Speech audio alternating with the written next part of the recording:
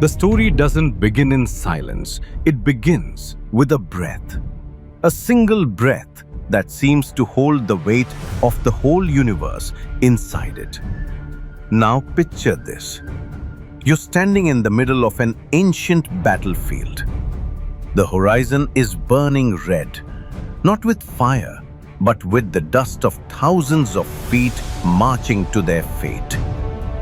The ground trembles beneath you, not from earthquakes, but from the sheer weight of armies so massive that even the gods themselves stop to watch.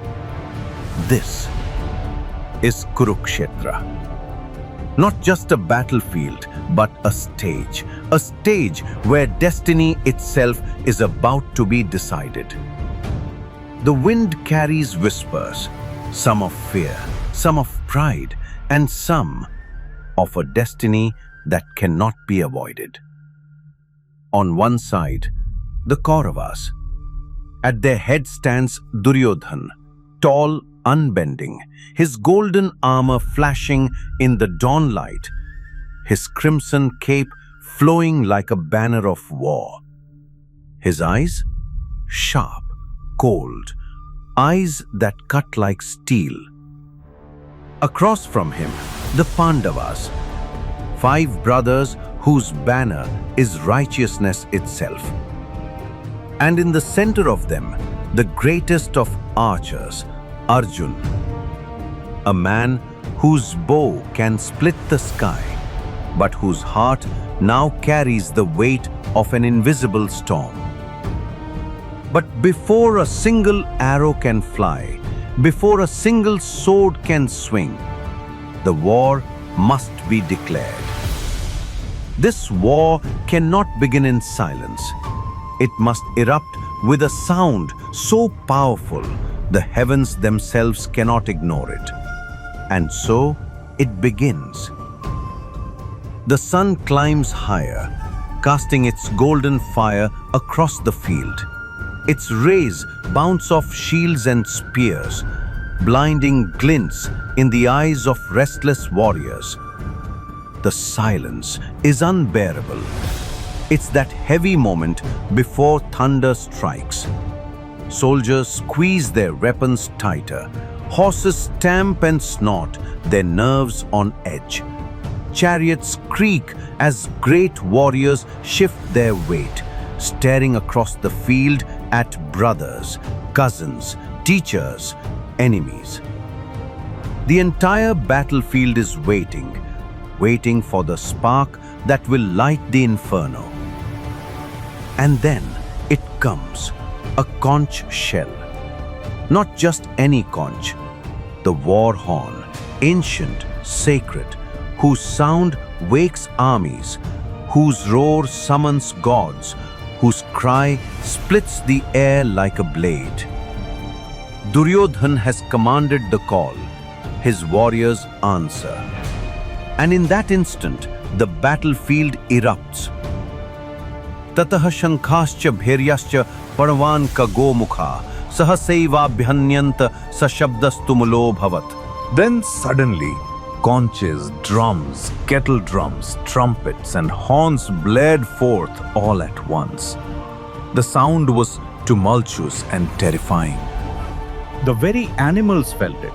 Horses reared, their eyes rolling white. Elephants trumpeted and stamped the ground, tusks swaying in rhythm with the drums. Look closer. The great Bhishma, towering white beard flowing, silver armor glinting, his face calm as the ocean but unshakable as stone. Beside him, Karna, bronze-skinned, his golden armor fused into him by the sun god himself, pride and sorrow etched into his eyes. Dronacharya, the teacher of kings, aged yet unbroken, steady as ever. Ashwathama, his son, burning with impatience, eager to unleash fury.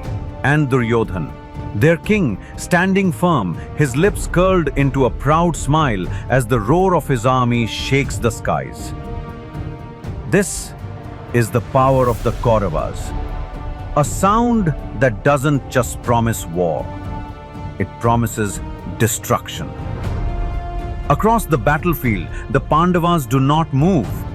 They are silent, not out of fear, but because their moment is yet to come. And when it comes, it will not be mere noise.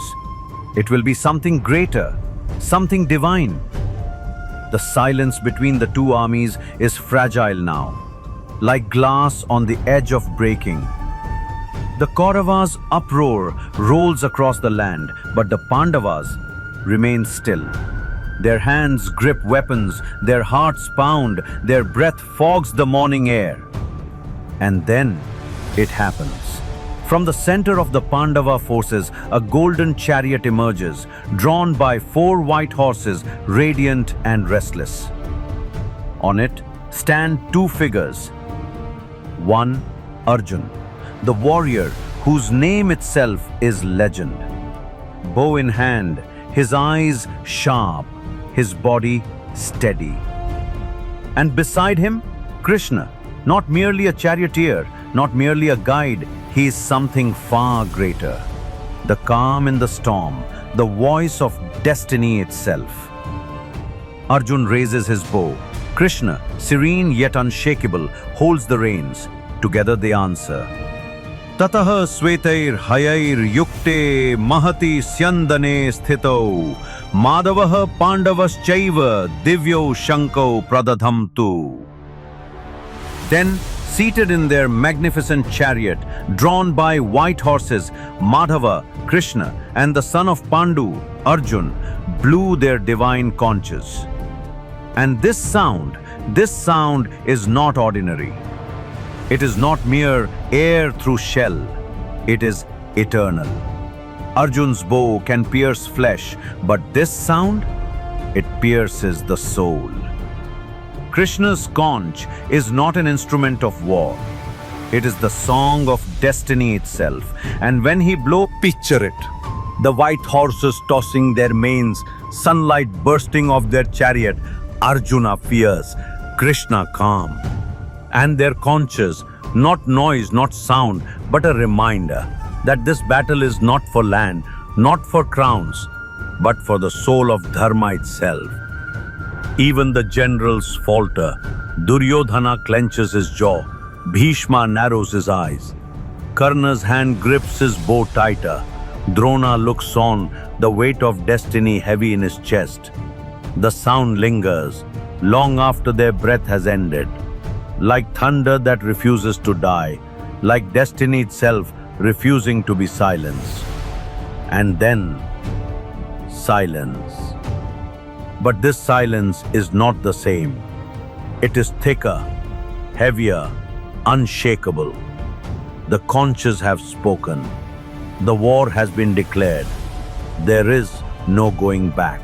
And so, the first sounds of the greatest battle in history were sung, not by the clash of steel, but by the breath of warriors, by the will of the divine. But make no mistake, this is only the beginning. The conches are blown, the armies are awake, and the fate of kings trembles in the balance.